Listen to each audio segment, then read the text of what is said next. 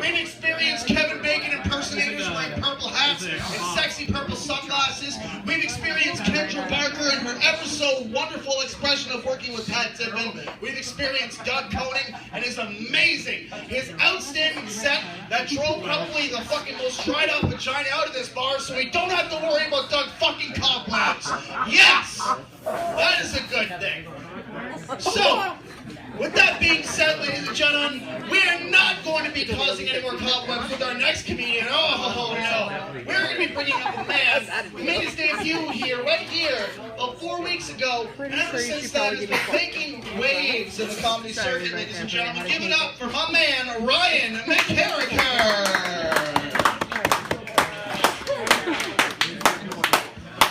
It's going to be hard to follow that, Scott. I've been racking my brain for the last 2 minutes trying to think of anything possibly more innocent to rape than little babies. I really can't. I know. Girl guides, maybe? Do you want my purse on your head? Oh, I'm good. I was watching this movie at the beginning of the week, earlier this week, and this movie had some hipsters in it, and inside of the movie, they were watching, what's that, the prostitute, Pretty Woman? And I noticed there's a lot of similarities between the fashion style or the fashion sense of hipsters, particularly female hipsters, and that of early 90s prostitutes, in that they definitely all, or both, do a lot of shopping in the used clothing store. They love brightly colored clothes. They like, sorry, I'm having a moment. They love brightly colored clothes. They will pick the most stand-outish thing they could possibly find in the store. They'll wear it. They'll find the old lady clothes and try to name it or relabel it as, you know, some youth spinful thing on it. I mean, in the end, the only difference I can really find between the two is that one group constantly spouts off about feminism without ever doing anything really about it, and the other group somehow magically with their vagina empowers women every single day. Prime Minister of France is also trying to flex her feminist muscles. She's apparently trying to criminalize the use of underweight models in public media. She wants to make it illegal to use underweight models in the media. Which, I mean, fine. That's a good stance. There's a lot of problems with eating disorders and underweight, you know, body image and all that. But, I mean, of all the problems in the entire world, is this the first problem that the leader of a free nation should really be tackling above everything else? Like, she knows cancer's a thing, right? Like, there's thousands of cancer-causing products on the shelves across the world. Like, it seems to me she should probably just make cancer illegal. Can I get a water? Yeah, for sure. Solve a lot of problems, like, duh. You can sit down. My girlfriend got her hair extensions taken out last week, which I was really happy about. I don't know if you guys know anything about hair extensions, but they're super expensive. You're fine. And they got to stay in there for like 3-4 months at a time. So when she finally got them out, I was happy because that means hair pulling's now back on the table, which is great. I don't know if you've ever talked on the chick's $800 hair extensions, but it will kill her mood very quickly. Me and my girlfriend have been dating for a little while now, and things are going really well, you know, getting pretty serious, but we're approaching this delicate stage in our relationship. I don't even know if she knows it yet. She probably will after tonight, but we're approaching this stage where I kind of want to start to let myself go. Well, I also want her to keep things tight still for a little while. Like, I know, I'm an asshole.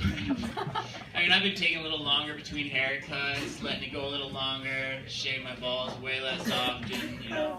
I put on like at least 15 pounds since we met. You know, when I say 15, it's 20. She'll sit there yet and just destroy herself over the maybe 3 or 4 pounds she's gained since we met. Like, just guilt-tripping herself to no end while I just downplay my 20 pounds over here. Just let herself feel so guilty. I just let her. So I guess that means I'm ready for marriage, right? Definitely ready. Like, for fuck's sake, a few months ago, I got a pimple on the side of my face so fucking big, it literally left a bald spot in my beard. Right here, you can see it. I'm not even joking. And yet she gets the slightest blemish, like, on the back of her jaw, like, hidden by her hairline for a day. It's almost cute. And she just rips herself apart about it. And I just better. I'm not someone to go and rip on obesity. I'll never make fun of fat people, but I've always had this one problem with obesity, and that's when it's referred to as an addiction to food. I never really agreed with that, because yes, no, for sure, you can be addicted to food. I mean, there's a lot crazier things to be addicted to in this world. Food's definitely one of them. But nowhere else in any other addiction or the battle against an addiction to any other substance will you hear the word cheat day. Only in exercise, which battles obesity, will you hear cheat day. You'll never walk into an AA meeting and hear them talking about the epic cheat day they had today. It's never going to happen. Lost my 30-day course. I mean, I've run the gamut on a lot of addictions myself. I fucked with a few of the big boys, like your cocaine, your heroin, and I even fucked around with those little prep school kids for a year or two smoking fentanyl. And I could not imagine if one of, my sober coach, my probation officer, my therapist, anyone came to me after 6 days of sobriety and was like, man, Ryan, 6 days sober. Good for you, dude. You've done so well. Good for you. I'm proud of you, man. Now here's a big fucking pile of heroin. You can do as much of it as you want, just as long as you're back in that methadone line clinic first thing Monday morning. My friend has a fucking Prince Albert. For those uninitiated, that is a penis earring, I guess, an earring for your penis. He has a bull ring loop through the tip of his cock. It comes in the tip, it comes out the urethra. I don't understand it to this day. He says it's a manly thing to have. Okay, so he's had it for half his life, which means he's had to sit down to pee for half his life. He says it also enhances his sexual performance and enhances his own sexual experience. Okay, well, if that's what it takes you, Dylan, to get to where you need to go, there's something you're not doing right. I mean, I've never needed that help, but if I could never get there myself, I'd probably try like a pinky to begin with, or something before just jamming a nail through the tip of my cock and be like, yeah, this should probably feel fucking good. You can ask my girlfriend, I've never eaten anything more than 30 seconds to get to where I need to go. So don't worry guys, I'm actually a fabulous. I'm really good at sex.